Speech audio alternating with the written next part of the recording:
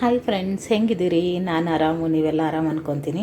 ಇವತ್ತು ಏನು ಮಾಡತ್ತೀನಿ ಅಂದ್ರೆ ಮಧ್ಯಾಹ್ನ ಇದು ಉದ್ರಬೇಳೆ ತೊಗರಿಬೇಳೆ ನಿನ್ನ ರಾತ್ರಿನೇ ನೆನೆಸಿಟ್ಟಿದ್ದೆ, ನೀರು ತೆಗೆದಿಟ್ಟೀನಿ. ಈಗ ನೋಡ್ರಿ, ಇದು ನಮ್ಮ ಸೈಡ್ ಉದ್ರಬೇಳೆ ಪಲ್ಯ ಅಂತ ಮಾಡ್ತಾರೆ. ಏನಂತಾರೆ, ಏನು ಕೈಪಲ್ಯ ಇಲ್ಲ ಅಂತಂದ್ರೆ ಪಟ್ ಅಂತ ಮಾಡ್ಕೊಳ್ಳೋದು. ಇದು ಒಂದು 2 ತಾಸು ಬಿಸಿನೀರು ನೆನೆಸಿಟ್ರೂ ಸಾಕು. ನಿನ್ನೆ ನೆನಪಂತು, ನಿನ್ನೆ ನೈಟ್ನ ನೆನೆಸಿಟ್ಟೆ. ಇದು ನಮ್ಮ ಸೈಡೆಲ್ಲ ಏನು ಅಂದ್ರೆ ಬುತ್ತಿ ಮಾಡಿಕೊಂಡು ಒಂದು ಊರಿಂದ ಒಂದು ಊರಿಗೆ ಮುಂಚೆ ಇಲ್ಲ, ನಾವು ಸಣ್ಣವರಿದ್ದಾಗ. ಈಗ ಯಾರು ಅಷ್ಟು ಕಟ್ಕೊಂಡು ಹೋಗಲ್ಲಾಗ್ಯಾರ ಅನ್ಕೊತೀನಿ. ಯಾಕಂದ್ರೆ ನಾವೇ ತೊಗೊಂಡು ಬರೋಂಗಿಲ್ಲ ಟ್ರೈನಾಗ. ಹಾಗೆ ಊಟ ಮಾಡೇ ಟ್ರೈನ್ ಹತ್ತಿರ್ತೀವಲ್ಲ, ಅವಾಗೆಲ್ಲ ಒಂದು ಊರಿಂದ ಒಂದು ಊರಿಗೆ ಅಂದ್ರೆ ನಾವು ನಮ್ಮ ಅಜ್ಜಿ ಮನೆಗೆ ಹೋಗ್ತಿದ್ವಿ.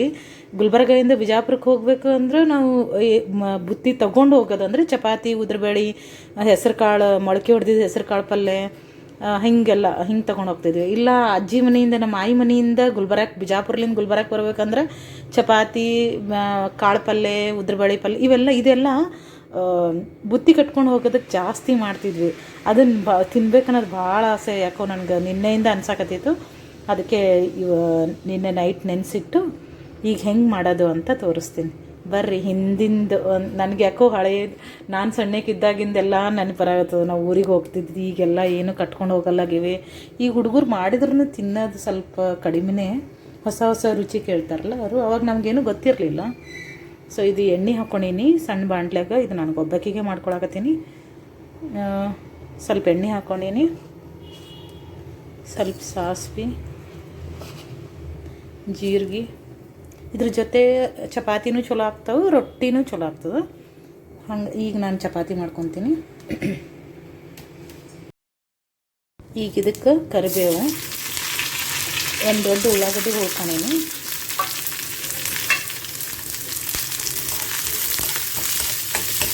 ಇದಕ್ಕೇನು ಮಸಾಲೆ ಬೇಕಾಗಿಲ್ಲ, ಏನೂ ಇಲ್ಲ.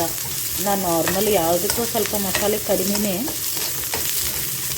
ಇದಕ್ಕರೆ ಏನು ಬೇಕೇ ಆಗಿಲ್ಲ. ಕೆಂಪು ಖಾರ, ಅರಿಶಿನ, ಉಪ್ಪು ಹಾಕ್ತಿದ್ರೆ ಸಾಕು. ಪಟ್ಟಂತಾಗೋ ಪಲ್ಯ. ಎಲ್ಲರ ಮನೆಗೆ ತೊಗರಿಬೇಳೆಯರ ಇದ್ದೇ ಇರ್ತದೆ. ಅದು ಒಂದು ಸ್ವಲ್ಪ ನೆನೆಸಿಟ್ಟು ಒಗ್ಗರಣೆ ಹಾಕಿಬಿಟ್ರೆ ಮುಗಿಯುತ್ತೆ. ಇದೊಂದು ಸ್ವಲ್ಪ ಕೆಂಪಾಗಲಿ ಇದು. ಇದಕ್ಕೀಗ ಸ್ವಲ್ಪ ಅರಿಶಿನ, ಉಪ್ಪು, ಖಾರ ಸ್ವಲ್ಪ ನಂಗೆ ಇರಲಿ. ಖಾರ ನನಗೆ ಇಷ್ಟ, ನಂಗೆ ಸಪ್ಪತ್ತಾಗಿ ಇಷ್ಟ ಆಗಂಗಿಲ್ಲ.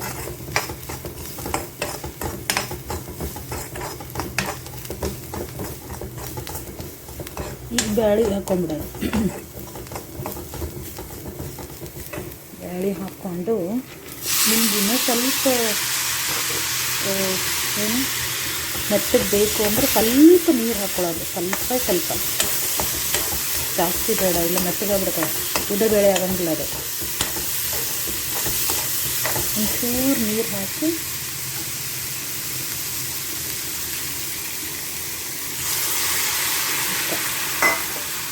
ಸ್ವಲ್ಪ ಮುಚ್ಚಿಡ್ತೀನಿ. ಫೈನಲ್ ಹೆಂಗೆ ಅಂತ ತೋರಿಸ್ತೀನಿ ನಾನು. ಇಷ್ಟೇ ಪಲ್ಯ ನೋಡಿದ್ದೇ ಆಯ್ತು. ನಿಮ್ಮದು ಏನೇನು ಮೆಮೊರಿ ಅದ ಹಂಚ್ಕೊಡ್ರಿ. ಅಂದ್ರೆ ಮುಂಚೆ ನೀವು ಏನಾರು ಬುತ್ತಿ ತೊಗೊಂಡು ಹೋಗ್ತಿದ್ರೇನೋ, ಹಿಂಗೆ ಕಟ್ಕೊಂಡು ಹೋಗ್ತಿದ್ರೇನೋ ಅಂತ. ನಮ್ಮ ಸೈಡ್ಗೆ ತೊಗೊಂಡು ಹೋಗ್ತಿದ್ರು. ಈಗಲೂ ಐತಿ ಇನ್ನು ಹಳ್ಳಿ ಕಡೆ. ಅಂದ್ರೆ ಒಂದು ಊರಿಂದ ಅವು ಮನೆಗೆ ಹೋಗಿ ಊಟ ಮಾಡೋದು, ಆದ್ರೂ ತೊಗೊಂಡು ಹೋಗೋದು. ಇಲ್ಲಿ ಮನೆಯಿಂದ ಚಪಾತಿ ಪಲ್ಯ, ಒಗ್ಗರಣೆ, ಅನ್ನ ಅಂಥವೆಲ್ಲ ತೊಗೊಂಡು ಹೋಗೋದು. ಬಟ್ ಇವಾಗ ಸ್ವಲ್ಪ ಕಡಿಮೆ ಆಗ್ಯದ.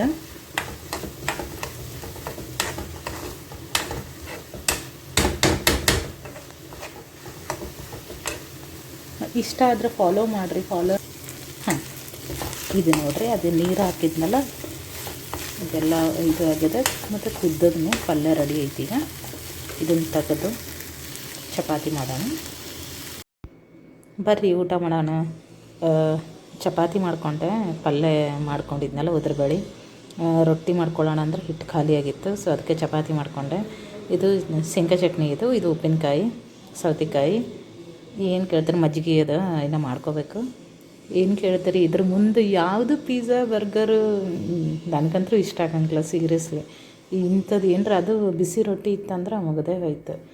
ನನಗೆ ಅದೇ ಹೇಳಿದ್ನಲ್ಲ, ನನ್ನ ಚೈಲ್ಡ್ಹುಡ್ ಎಲ್ಲ ನೆನಪು ಬಂದುಬಿಡ್ತು. ನಾವು ಅಂದ್ರೆ ನಾವು ಸಣ್ಣವರಿದ್ದಾಗ ಊರಿಗೆ ಹೋಗೋದು, ಬುತ್ತಿ ಕಟ್ಕೊಂಡು ಹೋಗೋದು, ಇಲ್ಲ ಯಾವ್ದಾರ ಗುಡಿಗೆ ಹೋದ್ರೂ ಮನೆಯಿಂದ ಕಟ್ಕೊಂಡು ಹೋಗಿ ನಾವು ಅವಾಗೆಲ್ಲ ಏನಂದ್ರೆ ಈಗ ಹೋಗಿ ಹೋಟೆಲ್ನಾಗ ಊಟ ಮಾಡೋಣ, ರೆಸ್ಟೋರೆಂಟ್ನಾಗ ಊಟ ಮಾಡೋಣ, ಹೋಗ್ತಾ ಬರ್ತಾ ಹಂಗೆ ಇರಲಿಲ್ಲಲ್ಲ.